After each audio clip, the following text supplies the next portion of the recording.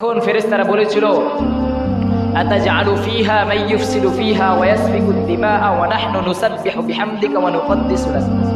আপনি কি এমন জাতি বানাইবেন যে সমস্ত জাতিরা দুনিয়ার মধ্যে মারামারি করবে, যে সমস্ত জাতিরা ভাই ভাই জমি নিয়ে দ্বন্দ্ব করে মসজিদে বসে মৃত্যুবরণ করবে, যে সমস্ত ভাই সামান্য এক কাটা এক অংশ জমির জন্য এক ভাই নামাজ পড়বে, নামাজরত অবস্থায় আমি মালিকের ইবাদত করা অবস্থায় এক ভাইকে হত্যা করে ফেলবে, ওই সমস্ত জাতিদেরকে আপনি বানাইবেন। অথচ নাহনু নুসাব্বিহু বিহামদিকা ওয়া নুকদ্দিসু লাক ক্বালা ইন্নী আ'লামু মা লা তা'লামুন। আল্লাহ তাআলা বলেছিলেন, ফেরেশতারা যখন বলেছেন এই সমস্ত জাতি বানিয়ে আপনি কি করবেন, যারা দুনিয়ায় মারামারি হানাহানি ছাড়া কিছুই করবো না, আপনার ইবাদত বলতে কোনো শব্দই উচ্চারণ করবে না, তখন আল্লাহ তাআলা বলেছিলেন, বান্দা ও ফেরেশতারা, ইন্নী আ'লাম মা লা তা'লামুন, আমি মালিক যা জানি তার কিঞ্চিত পরিমাণও তোমাদের কি ওই জ্ঞানের কি ধারের কাছেও কি আসতে পারবা না। আল্লাহ তাআলা বলেন, লা ইন শাকারতুম লা আযীদান্নাকুম, বান্দাকে আমি আল্লাহ তাআলা যেই ফেরেশতারা বানাইতে নিষেধ করেছিল, আমি আল্লাহ তাআলা তাদের কথা না শুনাও কি আমি তোমাদেরকে বানিয়েছি। শুধু বানাইছি বিষয়টা এমন না, বানানোর পর যা প্রয়োজন সবসময় মালিকের নিয়ামত দিই, কিন্তু কি শুকর আদায় করো না। তাহলে তো ফেরেশতারা যে বলেছিল যে এই বান্দা বানানোর দরকার নেই, তাহলে তাদের কথাই কি সঠিক হয়ে যাচ্ছে, আমি মালিক তাদের কাছে কি প্রশংসা করতে পারি না। তাহলে এই সমস্ত জাতি দিয়ে আমি মালিক কি করব? আজকে বান্দার উচিত ছিল দিনে একবার হলো কি আলহামদুলিল্লাহ শুকর আদায় করা। সেই সমস্ত বান্দারা আজকে শুকর আদায় না করে বরঞ্চ আল্লাহর সাথে কুফরি করে শিরক করে, কিন্তু অথচ আল্লাহ তাআলা সূরা লুকমানে বলেন, ওয়ালা তুশরিকু বিল্লাহি শাইআন ইন্নাশ শিরকা লাযুলমুন আযীম, তোমরা আল্লাহর সাথে কোনো কিছু শিরিক করো না, কারণ এই শিরিক হলো মহাপাপ। এবার শুনে শিরিক কাকে বলা হয়? নিয়ামতের শুকর তো আমরা আদায় করিই না, আবার আল্লাহর সাথে আমরা কি শিরিক করি। শিরিক যে কি জিনিস সেটাও কি আমরা জানি না। আমরা জানি কি শুধু ছোট মানুষ খাওয়া দাওয়া করবো, 3 বেলা যখন বয়স হবে বিবাহ করব, বিবাহের পরে একটা চাকরি বাকরি করব, দিনে 500 টাকা 1000 টাকা ইনকাম করব, মাসে 20,000 30,000 টাকা ইনকাম করব, এটাই কি আমাদের স্বপ্ন? স্বপ্নের মধ্যে কি আমাদের সীমাবদ্ধতা কি এটাই? যে মাছ ধরার সিজন আসলে জাল্লারা কি বলবে যে আমরা নদীতে মাছ ধরতে যাব, নৌকা জাল জল সব ঠিক করে ফেলে মসজিদের ইমাম সাহেবকে নিয়ে একটু মিলাদ পড়াবো, খেওয়াটা দোয়া ধরে মসজিদে জাল ধরে কি মাছ ধরবো, মাছ ধরে এসে বাড়িতে এসে কি সংসার করবো, এটাই কি আমাদের স্বপ্ন? কিন্তু না, এটা কি একটা মুসলিমের কি স্বপ্ন হতে পারে না?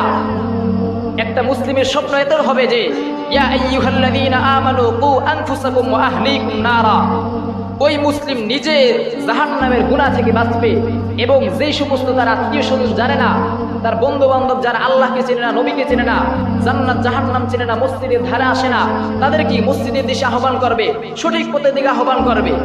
আজকে দেখেন আপনারা কি নামাজ পড়তে এসেছেন, কেউ কি আরেক ভাইকে ডেকেছেন? ডাকেন নাই। আপনার সামনে অনেকে কি দেখবেন মোবাইল টিপতেছে, আপনার কি বলার উচিত ছিল, অধিকার ছিল যে ভাই নামাজ পড়তে আসে, সেটাও কি আপনি বলেন না? আপনি চিন্তা করছেন যে আমি জুমার নামাজ পড়বো, আমারটা আমি পড়ে আসি। আবার অনেকে এই চিন্তা করে জুমার নামাজ পড়তে আসি, নাহলে কি বউ ঝাড়ু দিয়ে লড়াইব, বউ কি পিছা দিয়ে পিটাইব, ঘরে থাকলে বকা দিব, মানুষ খারাপ বলবে, এই ভয়ে কি জুমার নামাজ পড়তে আসে। কিন্তু এটা কি উচিত ছিল? না।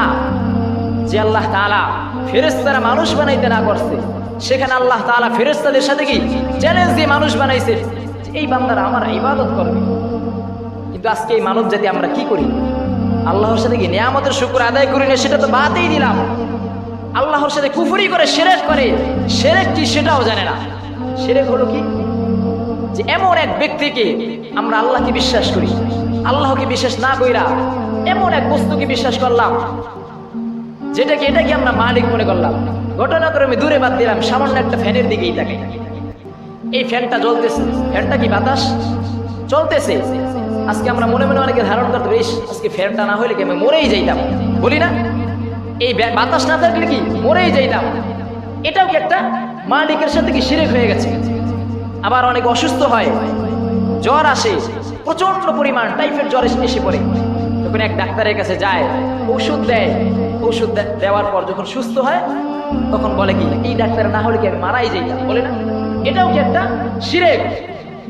কারণ আল্লাহ ছাড়া পৃথিবীর কারো কোনো রাজা বাদশার কোনো ক্ষমতাশীলের ক্ষমতা নাই যে আল্লাহ ছাড়া কোনো ব্যক্তিকে সুস্থ করবে, আল্লাহ ছাড়া কোনো ব্যক্তির 1 কোটি টাকা প্রয়োজন যে আরেক ব্যক্তি দিয়ে দেবে, কোনো ব্যক্তির কি ক্ষমতা নাই। আজকে আপনি মসজিদে এসেছেন, এটাও কি আল্লাহ তাআলার শক্তি। আপনি ভাবতে পারেন আমি তো আমার পা দিয়ে এসেছি, ওই আল্লাহ তাআলা আমাকে দিয়ে এসেছি। না, আল্লাহ তাআলা যাকে কবুল করে সেই ব্যক্তিকে আসতে পারে। দেখেন অজান্তে থেকে কত মানুষ কি মারা যাচ্ছে অ্যাক্সিডেন্ট হয়ে, এটা কি তার কোনো ক্ষমতা? মানুষ হুন্ডা চালায়, দেখেন একটা জিনিস, একটা মোটরসাইকেল যখন এক যুবক চালায়, এই মোটরসাইকেলে কত কিছু খেয়াল রাখে, বাম সাইডে চাপ দেওয়া লাগে, ডাইন সাইডে আবার গিয়ার দেওয়া লাগে, আবার হরেন মানুষ দেখলে হরেন চাপ দেওয়া লাগে, কত কিছু কি খেয়াল করা লাগে। এই একটা ব্রেন একটা সেকেন্ডের মধ্যে কত কিছু খেয়াল রাখে। এগুলি কি ক্ষমতা আমার আপনারা? না, ক্ষমতা সে আল্লাহ তাআলা। আল্লাহ চাইলে আপনি একটা ভুল করবেন, সাথে সাথে আপনাকে মৃত্যু দিবেন। কিন্তু দেখেন আজকে আমরা, আমাদের সন্তান হয় না, ছেলে মেয়ে হয় না, আল্লাহর সাথে শিরক করি। অনেক বান্দার সন্তান হয় না, শিরক করি কিভাবে? কবিরাজের কাছে যাই, এ বাবা আমার সন্তান হয় না, ছেলে মেয়ে হয় না, 20 বছর হয়েছে, 30 বছর, আমার একটা সন্তান দাও না, তোমার যত কোটি কোটি টাকা লাগে আমি তোমাকে কোটি কোটি টাকা দেবো, তারপরে কি তুমি আমার একটা সন্তান এনে দাও। তাহলে বলেন এই সন্তান দেওয়ার ক্ষমতা কি কবিরাজের আছে? ছেলে মেয়ে দেওয়ার ক্ষমতা কি কবিরাজের আছে? নাই। বিবাহ শাদী করেছেন, অনেকে ভাবেন কি বিয়া করলেই কি একটা সন্তান, 1 বছর হবে সন্তান নিব না, 2য় বছর হবে সন্তান নিলাম, এটাই কি আমার ক্ষমতা? আরে না ভাই, ছেলে মেয়ে নেওয়ার ক্ষমতা কি আপনার আমার না? কিন্তু আজ পর্যন্ত কোনো মানুষ এটা কি ধারণাই নেয় না, জ্ঞানে নেয় না যে আমার সন্তান হবে। আল্লাহর কাছে চাই, রব্বানা হাব লানা মিন আজওয়াজিনা ওয়া যুররিয়াতিনা কুররাতা আয়ুন ওয়াজআলনা লিল মুত্তাকিনা ইমামা। কোন বান্দা কোনদিন দোয়া করেছে যে আল্লাহ আমাকে একটা নেককার সন্তান দেন? কেউই দোয়া করি না। সবসময় ভাবি কি বিবাহ করবে, 1 বছর যাক, 2 বছর যাক, বউ ছোট আছে, একটু বড় হোক, তারপর কি একটা সন্তান দিব, এই ধারণা করি। আরে ভাই, আপনি প্রত্যেক সেকেন্ডে আল্লাহর সাথে শিরিক করতেছেন। যে আল্লাহ বলেন শিরিক করলে আমি আল্লাহ তাআলা কোনোদিন ক্ষমা করব না। যদি ক্ষমা করিও কোনো বান্দার সামান্য শিরিক করে, একমাত্র মসজিদে নববীতে গিয়ে যদি আল্লাহর কাছে হাজার হাজার বছর যদি কান্না করে, যদি আল্লাহ তাআলা তার প্রতি মায়া করে, দয়া করে যদি কবুল করে, তাহলে কি আল্লাহ তাআলা শিরক মাফ করতে পারে। কিন্তু আজকে দেখেন শিরক ছাড়া আমার কোনো ব্যক্তি আছে? শিরক ছাড়া কি কোনো ব্যক্তি পাওয়া অসম্ভব? প্রত্যেক মুহূর্তে সেকেন্ডে কি আমরা শিরক করি?